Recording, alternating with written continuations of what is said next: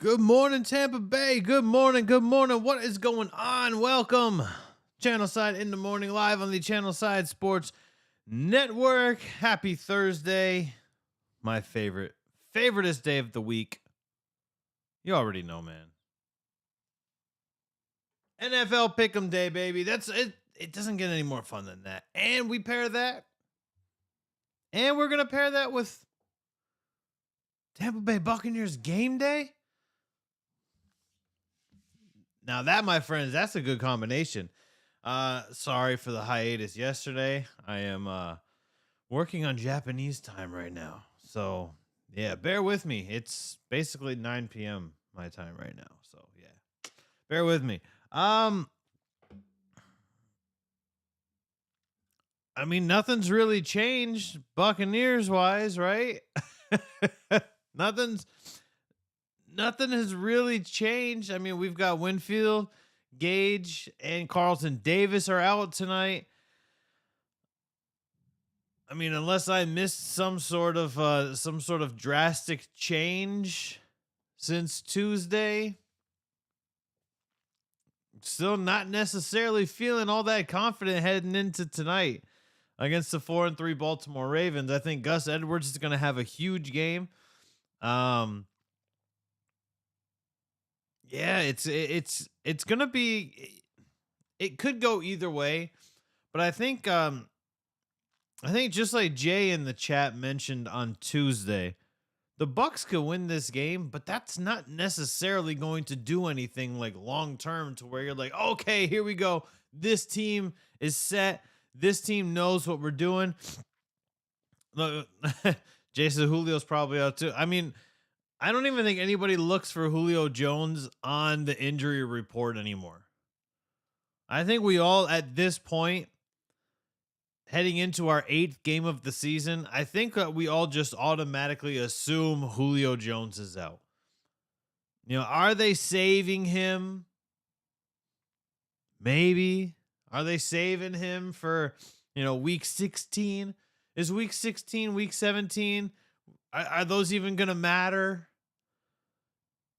The trade deadline's coming soon. You can't sit on idle hands when you've got a Super Bowl contending team that's sitting 3-4, on the verge of being 3-5, or on the verge of being a meaningless 4-4. That's what that boils down to me, is you're going to be 4-4, but you're still going to be an ugly 4-4.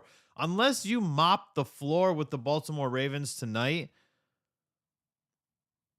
Remember last week when I said I needed a convincing win? I needed a convincing win over the Panthers. Talking 24, talking about 21 points over the Carolina Panthers. That's what I needed. I needed you to beat I needed you to beat a team that wasn't good and beat them handedly. That's what I needed you to do. And you lost.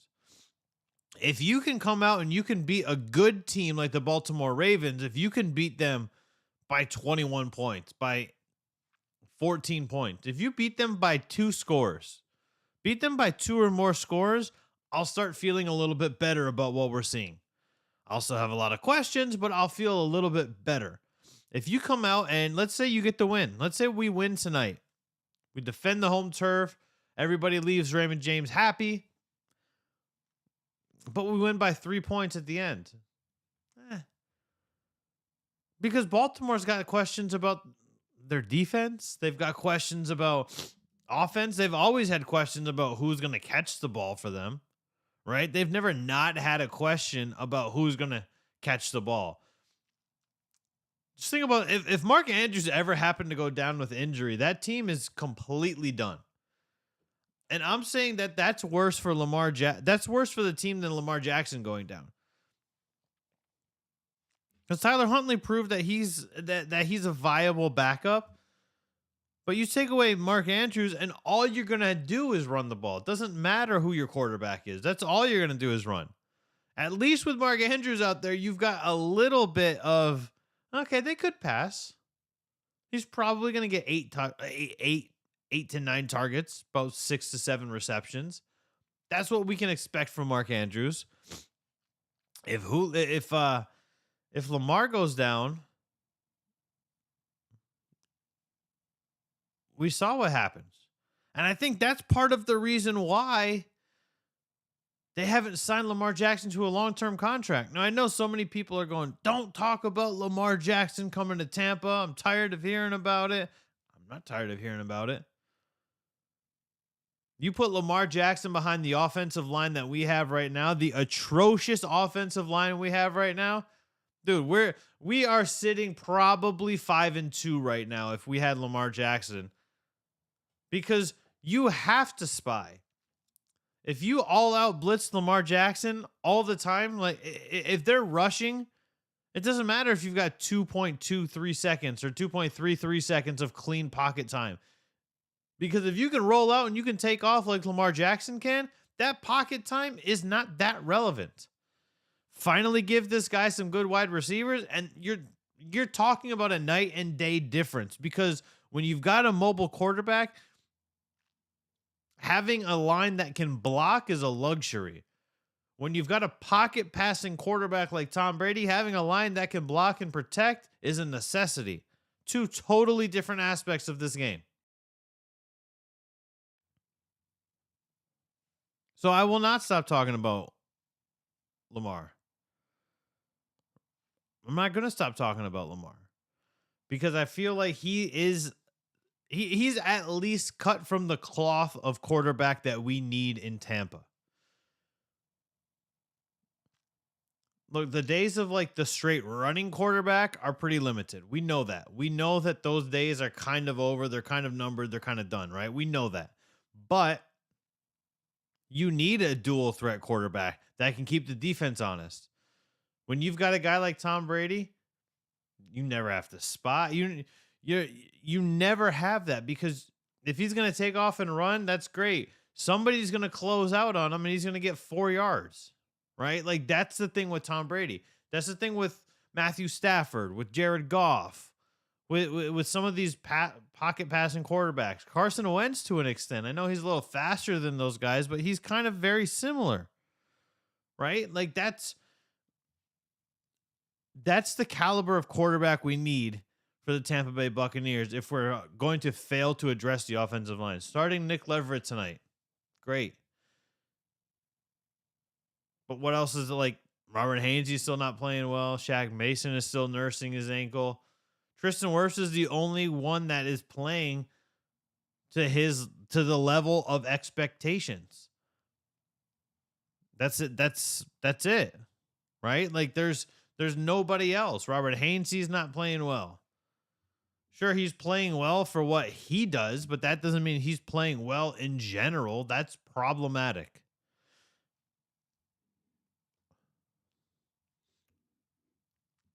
Yes, Jay. I believe all dual threat quarterbacks currently have winning records. Let me hold on. Let me talk about this here real quick. So I decided this year I was going to join, instead of like just having my primary fantasy football league,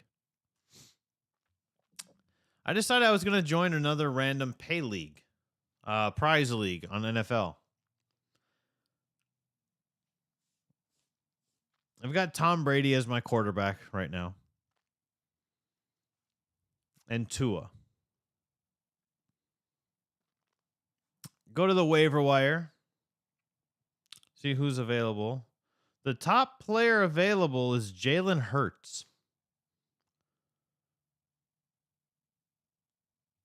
Nah, I must not have my filter set correctly. The top player listed is Jalen Hurts. I'm like, there's no way. How there's literally there's no way this is possible. So I click on him. Holy shit, Jalen Hurts is available. Add Jalen Hurts. Drop Tom Brady. Done and done. Because I think, look, Tua, that offense for Miami, that offense with Tua goes, man. It rolls. The offense with Tua is rolling. You know, and that's, you know, if we talk about, you know, looking on Sunday, I mean, dude, the Dolphins are in Detroit. Tyreek and Jalen Waddle are each going to have like 220 receiving yards. But then Jalen Hurts is playing against the Steelers. The Steelers, which made our Buccaneers look like crap, but the Steelers, the Eagles are undefeated for a reason. So if we get back to tonight's game and the pocket passing quarterbacks, and Baltimore's got questions on defense, right? That's the big thing, is the Baltimore Ravens defensive questions. J.K. Dobbins goes out. Unfortunate, but J.K. Dobbins goes out. That's fine for them because they've got Gus Edwards next. And then they've got Kenyon Drake behind him. And, oh, by the way, they've got the 5th leading rusher who just happens to be their starting quarterback. So the Baltimore Ravens are okay in the running game. As long as they've got J.K. or Gus, they're okay in the running game. Hell, like I said, Kenyon Drake in the beginning of the season played very well for the Ravens. I'm not confident taking the Buccaneers tonight. Do I want a Tampa Bay Buccaneers win tonight? Absolutely, I want a Buccaneers win tonight. I mean, but I'm just not confident in if they're and here's what it boils down to for me. If the Buccaneers rushing defense plays the way that they played weeks 1 through 3 and they can limit Baltimore to under 100 yards combined, I'm okay with that. I'm okay with a 21-17 win if you can stop the Baltimore Ravens on the ground. But what we've seen for these last 4 games, not so hot. And that's what really scares me about watching this team play the Ravens tonight, is their inability and ineffectiveness on the interior of that defensive line. They're not able to. They're not getting the edge. They're not beating. They're not beating their blockers. There's so many issues. There's just so many issues on the defensive line for a place that we thought was going to be A-okay. Sure, we don't have Ndamukong Suh. Sure, we don't have Jason Pierre-Paul. But we still got Vita Vea, right? Was Vita just a product of playing with Suh and playing with JPP? Because Vita Vea right now is the worst interior defensive lineman that the Buccaneers have through 7 games, which is weird to say because he's our guy. We love Vita Vea. Huge fan favorite here in Tampa. We love the guy. But I mean, statistically, it's not there this season. And this is also the first season that he has not had an Ndamukong Suh. Look, Suh is obviously in the twilight of his career, right? But he still demanded double teams. You can't double team Suh and double team Vea. It's not possible. You can't do that. Man, Nacho is the best defensive lineman that the Buccaneers have this season. Which, I mean, I'm okay with that because I love Nacho as well. But you've got to get your guys to just step up. You can double. Look, when PFF gives grades, they account for double teams, right? And those are subtracted from their grades. They account for those when they're grading. And Vita still, I think Vita is like 5th from the bottom in missed tackles. Shaq Barrett is playing loose. Logan Hall, he's had some flashes. He's a rookie, but I mean, you've got to tighten it up. You're on your 8th game. You're on a Super Bowl contending team. Whether you're Luke Gedeke on the offensive line, whether you're Logan Hall on the defensive line, the time to start tightening it up is right now. This is the time. Right? This is where you need to get. This is where you need to get it. I mean, that's all you can really say about this team. This is where the time you need to tighten up. We need to start turning things around now, because what's going to happen is it's going to end up being too late. Obviously, the Falcons are playing the Panthers. The Falcons have the opportunity this week, If we happen to fall to the Baltimore Ravens, the Falcons have the opportunity to take over first place in the NFC South. This is a division that was supposed to be ours for the taking without a question. We were only supposed to worry about the New Orleans Saints. And that's it. That's all. Now we're worried about the Falcons. The Saints are 2-5. They're not, I mean, Jameis isn't playing. And yes, I believe Jameis Winston is a huge factor for the New Orleans Saints. He comes back, maybe things turn around for them. But all of a sudden, let's throw out a hypothetical here. Let's say the Buccaneers lose tonight. They're 3-5. Let's say Carolina wins over Atlanta. Carolina's now 3-5. With PJ Walker. Without Christian McCaffrey. Without Robbie Anderson. Without Baker Mayfield. Without Sam Darnold. And a new head coach. I mean, there's scenarios where fans are going to melt. If the Bucs happen to lose tonight, there are scenarios on Sunday that are going to cause fans to absolutely melt. Because look,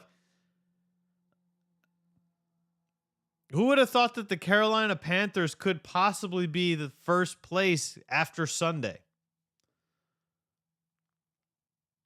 4:15, 4:25 p.m. or so, we're going to know who's first place in the NFC South.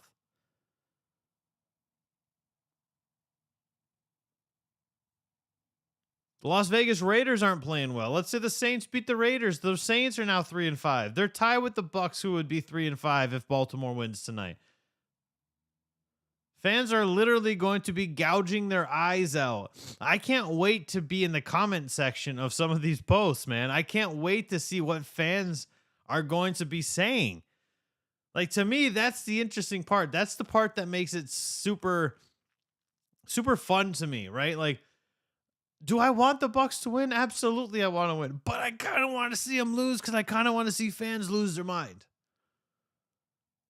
We're not quite there yet, because we're still first place, so there's still a little bit of hope. But if the Bucs happen to lose tonight, I can't wait to be in the comments section. I cannot wait.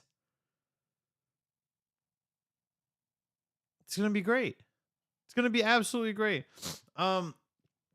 I think I'm going if I'm doing a straight pick 'em based on what we know about these teams, based on who is out for us. There's Duvernay's probably going to have a big game with Carlton Davis being out and Antoine Winfield Jr. being out.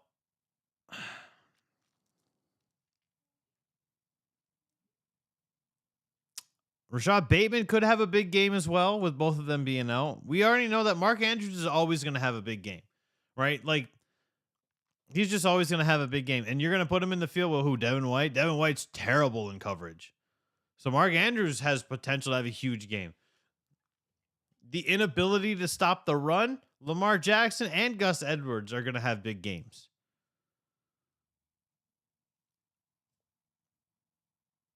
Baltimore's defense is better than Atlanta's defense. And Atlanta almost beat us. Baltimore's defense is better than Carolina's defense. And Carolina, what was the score of that game? 21-3. I mean, it's not good. Not a good look. I got to go with the Ravens tonight. I don't want to pick against the Bucs, but I don't want to be a homer as well. Just because I host this, that doesn't mean that I want to I don't want to erroneously just pick the Buccaneers because I'm as a homer pick, right? I don't want to do that.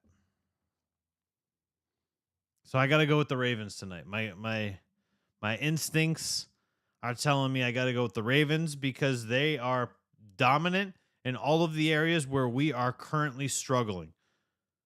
Is there a path for the Buccaneers to win tonight? Absolutely, there is. But they've got to play a complete game, which we have not seen out of all 7 games. We haven't seen it yet.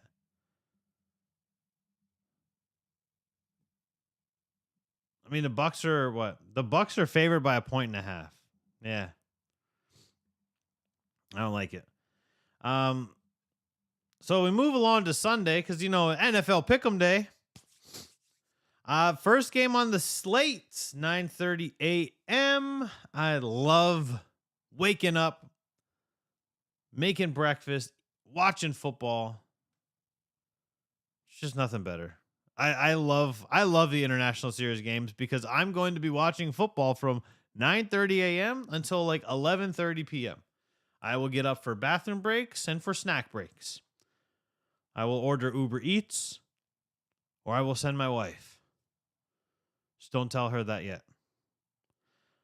Denver at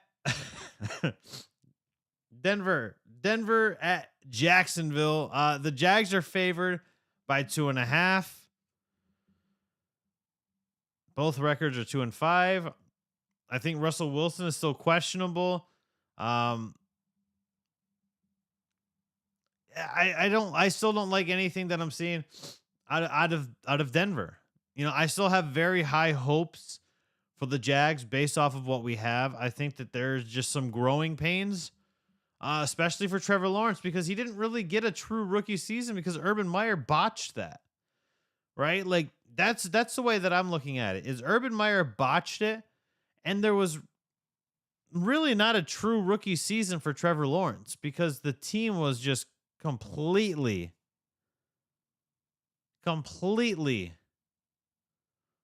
like just in shambles. It was just terrible.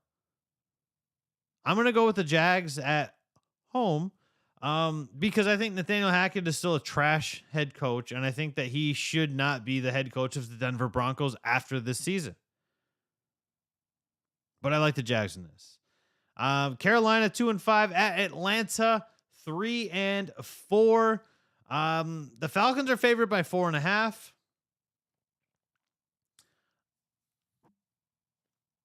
The asshole in me wants to pick the Carolina Panthers for the reasons we just talked about.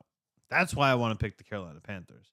But I think the Panthers are going to play with a lot of poise. They're going to play with a lot of fire. Jay in the chat said that earlier, and we know that to be true of basically every single season. When you've got a team that fires their coach, that next game they go off and they play well, and sometimes that can carry over. When you go off and you go off well in a big way, like a 21-3 victory over the Tampa Bay Buccaneers, who are supposed to be a Super Bowl contending team, you all of a sudden, now you're starting to catch momentum. Now you're starting to catch fire. I think Atlanta wins this game if they had Cordero Patterson. They don't have Cordero Patterson. I'm going to roll with Carolina on the wave of opportunity and the momentum wave right now. And then I'm immediately going to go in every single Buccaneers Facebook group. I'm going to make some popcorn. This will be one of my snack breaks getting up. Staying true to my word. I'm going to make popcorn. And I'm going to go in there. And I'm going to go watch Buccaneers fans melt down. Because our expectations were through the roof. Lose to Baltimore tonight. Carolina beats Atlanta on Sunday. Now the lowly Carolina Panthers are sitting first place in the NFC South. And that'll be that. I might not even watch any of the later games because I'll be too entertained by the comments that I'm about to read. Yeah, Jay in the chat, 100% correct. I think the Panthers are going to go. They won last week. They'll win. They'll likely win this week. I think maybe the following week. I'm not sure who they play in week 9. Um, and then they'll kind of come back down to reality, right?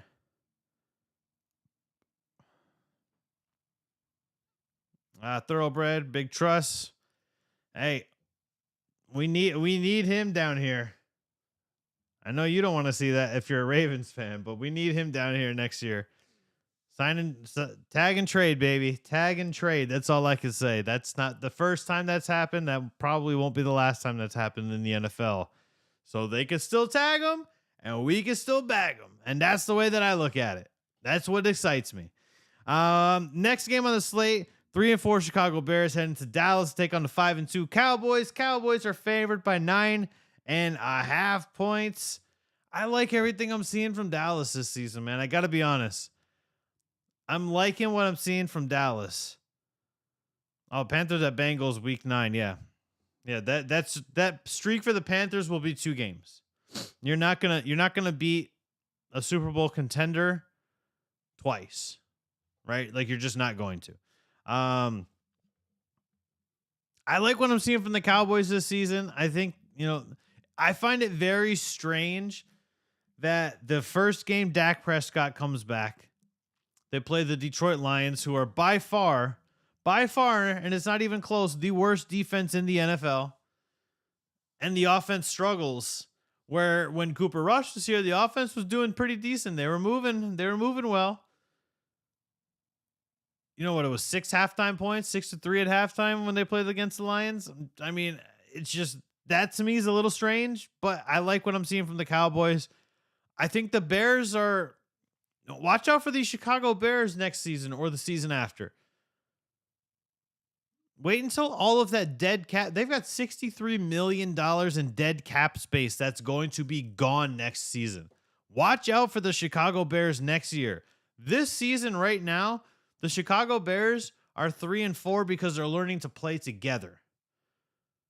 That's why the Chicago Bears are 3-4, because they're a young core. They're learning to play together and they're learning how to gel. They're learning each other's strengths and their weaknesses, because the Bears cleaned house from the top down. GM, head coach, coordinators, you name it, everybody's new.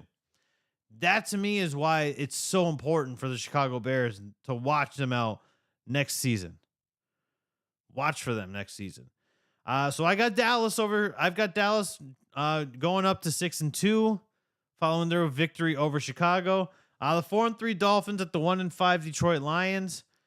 Look, the Dolphins are only favored by 3.5. I feel like this game is likely going to be a blowout in favor of Miami. The rumor for the longest time was that Jameson Williams was supposed to be back, making his NFL debut for this game. Now we're not hearing until at least December.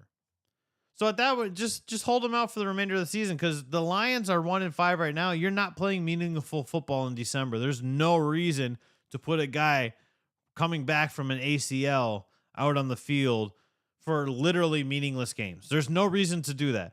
The Lions' defense is atrocious. Sure, Aiden Hutchinson had 2 sacks last week, which is good. There's positives for the Lions in certain areas. They'll have DeAndre Swift back. They'll have Amon-Ra St. Brown back. Of course, they've got TJ Hawkinson. But you don't know which Jared Goff is going to show up.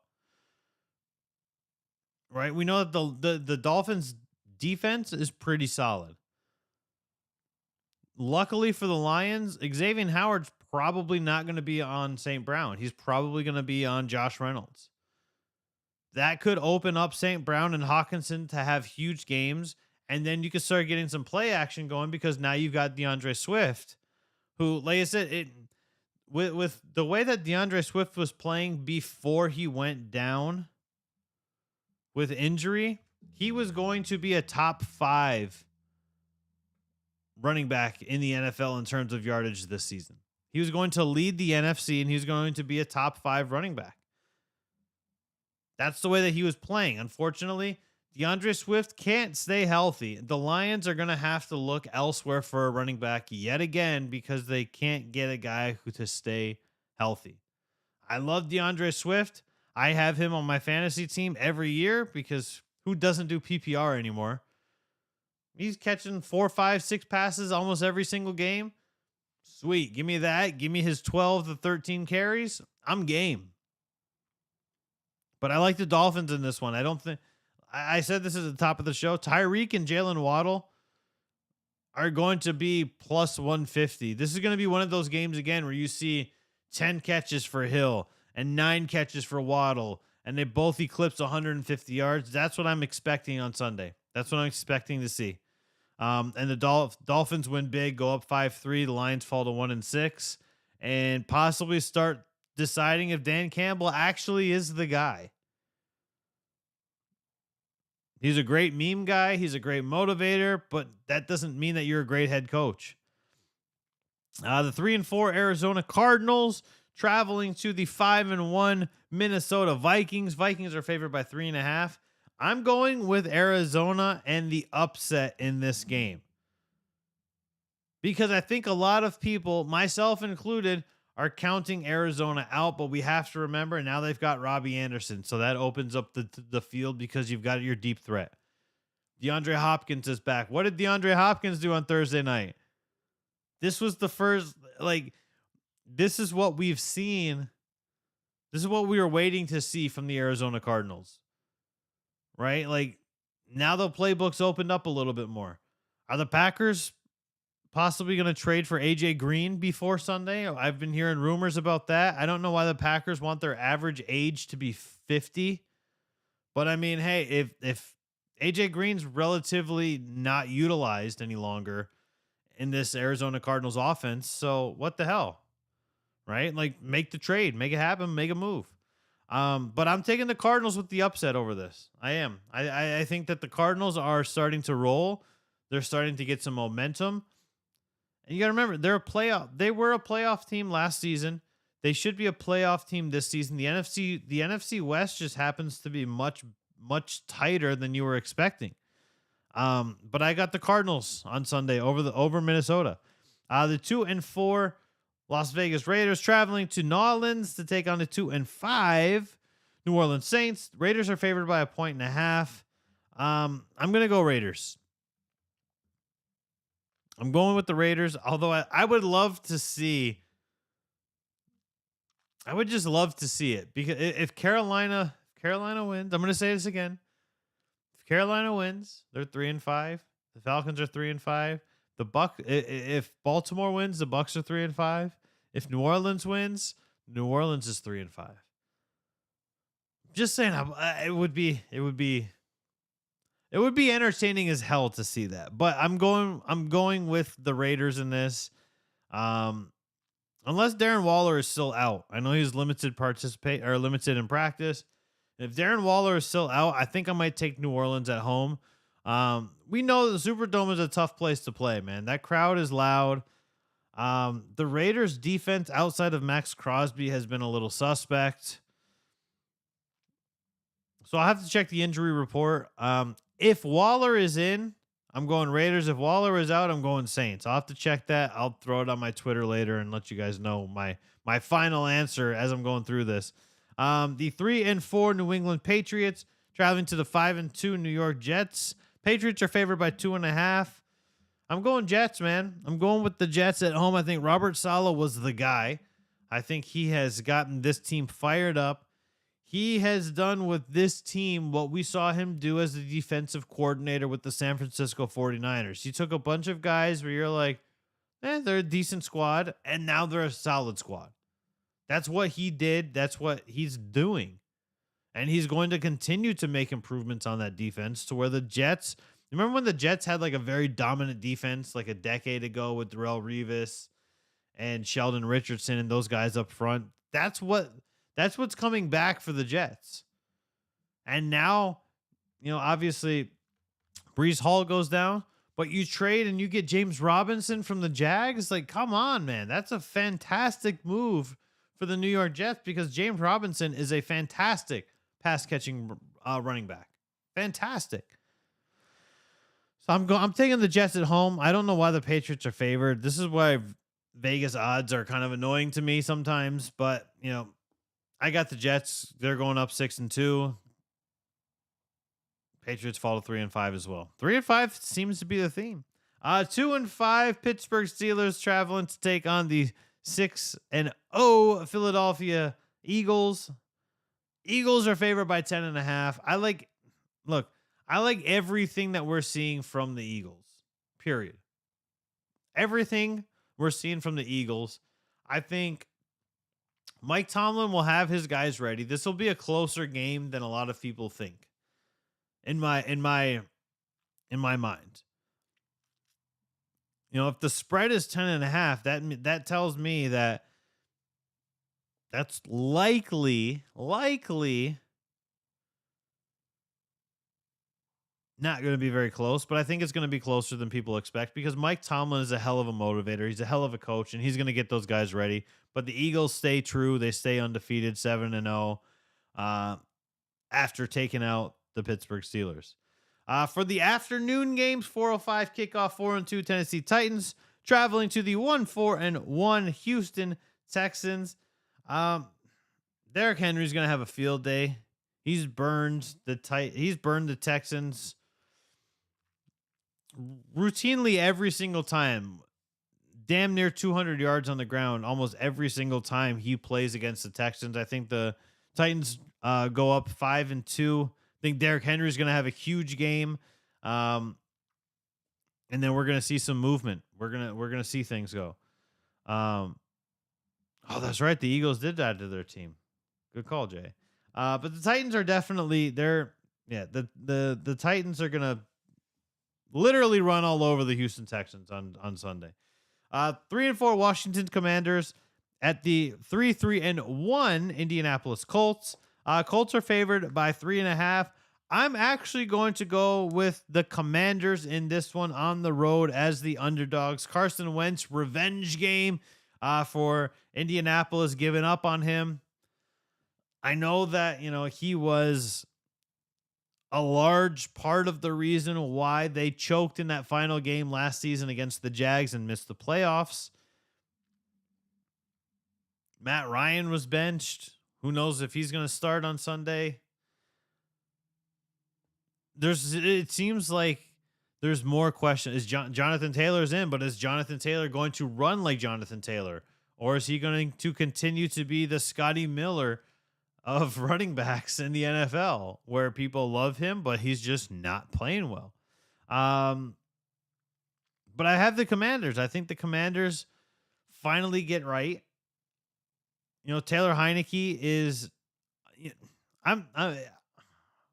We talked about this on Monday when we were doing our recap. I think Taylor Heineke is the guy. I really think Heineke is the guy for the Commanders. I like him. The first time we saw him, especially as Bucs fans, was in the playoffs when he started. That was the first time we saw it, and he held his own. For his first ever career start to be a wild card game, he held his own. Right? And I feel like the offense moves better when he's in the game. Antonio Gibson gets a little more involved. Terry McLaurin is a top 10 wide receiver in the NFL who's non-existent up until Heineke comes in. Carson Wentz just couldn't connect with him. But I've got the Commanders going on the road, truing up to 500, 4-4 after they head out from Indianapolis onto week 9. 3-4 San Francisco 49ers traveling down the Pacific Coast Highway to the Los Angeles Rams to take on the 3-3 Super Bowl champion Rams. The 49ers are favored by 1.5 here, guys. They're favored by 1.5. I don't know what's going on with the Rams.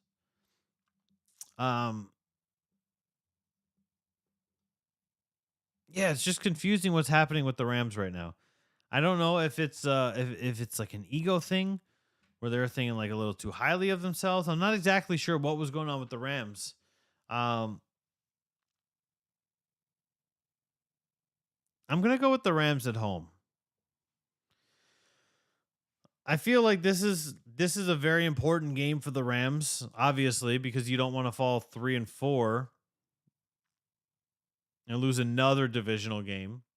But I feel like this is the kind of the coming out party or the coming back together party for the Los Angeles Rams. And I think they get it done. I think they'll win a close one. It'll be like a 3-4 point game. Maybe like a 24-21 game over the 49ers. Because you got to remember the 49ers got gashed 28-14 just last week by the Atlanta Falcons. So it's not out of the realm of possibilities of scoring on this 49ers team, right? Jimmy Garoppolo is your serviceable quarterback.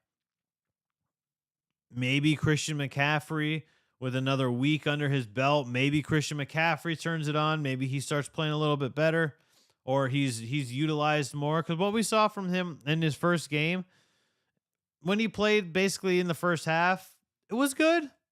I'll give it to him.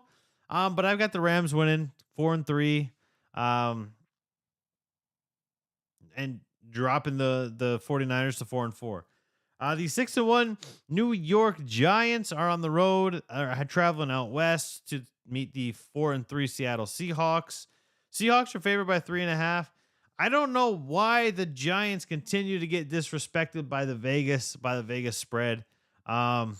I got the Giants in this one. I think the Seahawks are playing very well. And we know a lot of times where teams that will travel east to west or west to east always struggle. But I think Brian Daboll is that guy. I think Brian Daboll gets this team over the hump to improve to 7-1. If they do lose, it's not the end of the world if you're a Giants fan. You just traveled across country and you're playing a team that a lot of other teams, a lot of fans, a lot of players were not giving credit to heading into the season in the Seattle Seahawks that are playing very well. But I still got the Giants going up 7-1. Sunday Night Football. This to me is super interesting. 3-4 Green Bay Packers on the road against the 5-1 Buffalo Bills. I think we all had this circled when the schedule came out. I think we all had this circled. But this is the first time in prime time that Aaron Rodgers has been an underdog, and he's an underdog in a big way, a double-digit underdog. 11.5 points is what the Buffalo Bills are favored by in this one. And it's not even, look, the Packers can make a trade for AJ Green if they want today. They can make that trade. They could get him up to speed. They could have a package already in place for him. But the Buffalo Bills are just rolling, man. I think it's going to be Buffalo and Philly in the Super Bowl. I don't see any other like realistic scenario, if I'm being honest, for Super Bowl contending teams. I don't see, like, if I'm looking, do I think that the Giants, we'll get into this in a second, but I've got the Buffalo Bills on Sunday night going up 6-1, and I've got them blowing out the Packers. I want the wheels to continue to fall off for the Packers fans. And because look, you guys didn't want to be realistic. That's what it boils down to for me. You didn't want to be realistic. You got rid of Devontae Adams. That's fine. We've got Romeo Doubs. We've got Alan Lazard. Alan Lazard, legit wide receiver 1. In what world? In what world is Alan Lazard a legitimate wide receiver 1? We got Sammy Watkins, career bum. Great. You've got Sammy Watkins. That's just great. We've got Randall Cobb. This ain't a decade ago. It doesn't matter. Well, now we're going to have AJ Green. Oh. You've got Aaron Jones and AJ Dillon. You've got one of the best, if not the best running back duo in the NFL, and you're not even utilizing them well. You got one of the best quarterbacks in the history of the NFL. One of the most accurate quarterbacks, especially in terms of touchdown to interception ratio. Can't move the ball. You're struggling to move the ball. I want the Packers to fall to 3-5. I want to see, just like I want to watch our Buccaneers fans melt, I want to watch Packers fans continue to post on Facebook about how atrocious this team is, how poor this team looks. But then on Monday, go, oh yeah, bounce back. Every week it's bounce back. I want to see the wheels keep falling off. Packers fans, stay up late, enjoy the game until the clock has 4 zeros and your team is down by 24 points. That's all I'm going to say. That's all I'm going to say about that. Buffalo wins big on Sunday night. And then Monday night, the Battle of Ohio. 4-3 Cincinnati Bengals traveling to the 2-5 Cleveland Browns. Bengals are favored by 3.5. I like the Bengals. I think that goes without saying. The Bengals have too much firepower, man. And now that they're starting to get back into their groove, that's the Bengals are a swaggy team. I hate using that word, but that's realistically, that's what they are. When they're playing well, they're playing real well because they're comfortable, they're confident. And I'm for it. All for it. I've got the Bengals winning. They go up 5-3. They start looking right. Unfortunately, the Browns are going to fall to 2-6, but you're only a handful of games away from getting Deshaun Watson back on the field. Whatever you say, what you want to say about Deshaun Watson, that's not a topic I'm getting into, but he is a good quarterback, or was a good quarterback the last time we saw him play. We'll have to see. But that wraps it up for the Week 8 slate. Man, allergies are killing me this morning. Sorry. Or just getting run down, getting sick. Who knows? But where I wanted to go with this earlier is talking about the Green Bay Packers and their failures to address things. Right? Like, we're sitting here, we're calling for Todd Bowles' job.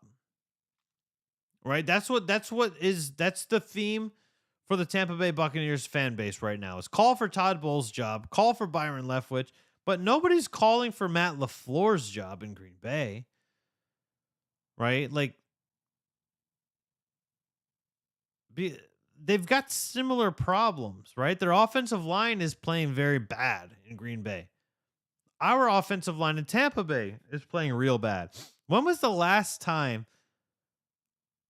I don't think this has ever happened. When was the last time that we had both Tom Brady and Aaron Rodgers led teams potentially sitting 3-5? When was the last time? I don't think we've ever seen a time where both guys are sitting under 500 at the same time during the season. I don't think we've ever seen that. That to me is a little bit crazy, right? Like, but I think this has to be a wake-up call week for a lot of teams, Buccaneers fans included, and most importantly, the Buccaneers front office. I think this has to be the wake-up week. This has to be the wake-up night. You know, we kick off in less than 12 hours against the Baltimore Ravens, and I think you have to cross your T's and dot your I's, because if you happen to fall to the Ravens tonight and you fall to 3-5, you need to play. You need to play with urgency. You need to be on the phone with urgency, trying to wheel and deal with other teams with urgency, because your season is on the verge of being over when you should have been worried about playing in the Super Bowl. There's got to be some level of urgency somewhere on the field. We're talking about guys getting bored out there on the field. We're talking about 8 weeks in, Tom Brady can't connect with Mike Evans or with Chris Godwin, guys that he's already played 2 seasons with. Why can't he connect with them? Offensive line, we know the offensive line is struggling. Why can't Leonard Fournette break a tackle? Why is he the worst tackle breaker in the league with over 100 carries? Why is he the worst in the league at that? You've got to play with some level of urgency. You know, we're talking about Keshawn Vaughn on the trade block. Keep hearing his name come up. Put Leonard Fournette on the trade block. He's a name. He's under contract for 3 years. Somebody's going to be able to trade for him, and they're going to be able to keep him. which means his trade value is now a tad bit higher than it would be if he was on an expiring contract. So put him on the block. Put Carlton Davis on the block. Right? Put Devin White. Put big names on the block and hold players accountable, and stop saying we're going to hold players accountable. You have to show us the accountability. Right? Sure, we don't see what happens behind closed doors. Even when we're at practices and we're at games and stuff, we don't see what happens and what's being said behind closed doors. Right? There's a reason for that. Right? This isn't Hard Knocks. But what we're seeing, what we're being told, what we're listening to, what we're hearing from this coaching staff when they do press conferences is, yeah, we're going to hold guys accountable. We're going to see who can overcome adversity. We're going to see who responds well to tough situations in these dark days in Tampa. Talking points are one thing, but empty words are just empty words. Put somebody that has a name that thought that they were safe. Put them on the block. You don't even have to be serious about it. Put them on the block. If that doesn't light a fire under their ass, then if somebody calls, cool. See ya. Thank you for your time. Good luck in your future endeavors. Done. That's all you got to do. Move it along. If we've got guys that are stuck on winning the Super Bowl 2 years ago and going to the NFC Championship, like our coaching staff right now having to continue talking about this sounds exactly like Tampa Bay Rays fans. Well, we were in the World Series 2 years ago. We won 100 games last year. What the hell does that have to do with this season? Right? What does that have to do with this season? This is what we're listening to our coaching staff sound like Tampa Bay Rays fans. Guys living in fantasy land off the Super Bowl 2 years ago. Fans living in the fantasy land off a World Series run 2 years ago, which also they didn't win. Made it to the NFC Championship game last year. Well, we won 100 games last year. How did that work out for you this year? I don't care about injuries. Next man up is the thing. How'd that work out for the Rays this year? You got bounced in 2 straight by the Cleveland Guardians. You're sitting 3-4 if you're the Tampa Bay Buccaneers. How'd that work out for you getting to the NFC Championship game last season? Well, the offensive line is bad. That's not my doing. That's not your doing. We listen to Todd Bowles almost every single day during training camp, have to answer questions about the offensive line. Now we believe in the guys that we have. We believe in the guys that we have. We believe in the guys that we have. It was regurgitated every single day during training camp, during preseason. If we weren't talking about Tom Brady being out for 11 days, we were talking about the offensive line and Nick Leverett and Aaron Stinney going down and Luke Gadecki having to fill in. We were talking all the time. This is what we were talking about every single day.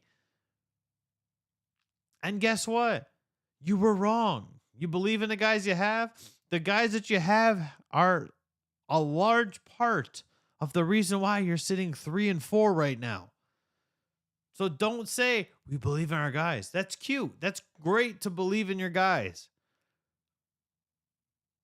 Positive motivation is a great thing. Shit play on the field is another thing, right? Like that believing in the guys is not, you're not getting them prepared for a spelling bee in elementary school by believing in them, right? You either have the stuff or you don't have the stuff. And right now, outside of Tristan Wirfs, this offensive line, including Shaq Mason, don't have it. They have not had it at all this season. And you've got literally the worst guard in the NFL with Luke Gadecki. Oh, we're going to start Nick Leverett tonight. Should have started Nick Leverett 4 weeks ago. You're a little late to the party on your own offensive line moves. We believe in our guys. Well, let's see how much you believe in your guys. Let's see if we can overcome the adversity. If we fall to second place in the NFC South in a tie with the Falcons, yeah, sure, we hold the tiebreaker over them because we got the win. Still got to play them one more time. and they'll likely have Cordero Patterson then, and they'll have Kyle Pitts then.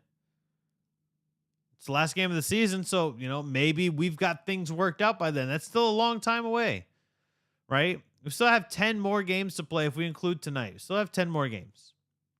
Still a lot of football left. Still a lot of time to figure things out, but where you are right now at 3-4, 7 games into the season is absolutely unacceptable. And fans should be pissed. Fans should have the right to be pissed. Sure, the silver lining, we're sitting atop the NFC South. We're in the playoffs regardless.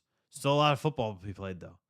There's still a lot more time for things to continue to go bad if we're sitting on our hands and we're not making anything happen. I might start going to Manchester United posts on Twitter and posting all this Glazers out nonsense that you're posting for us if we sit idly and waste the last year. Tom Brady's not playing great. Tom Brady is playing for himself, though. Tom Brady is padding the stats. Tom Brady is still top 6 in completion percentage and yards, in a couple other categories, but not touchdowns. But Tom Brady's playing for himself. He's not playing for the Buccaneers. And it's unfortunate that he does have a no trade clause, because I would put him on the block as well. Well, Carter Brantley with Creative Loafing said this perfectly.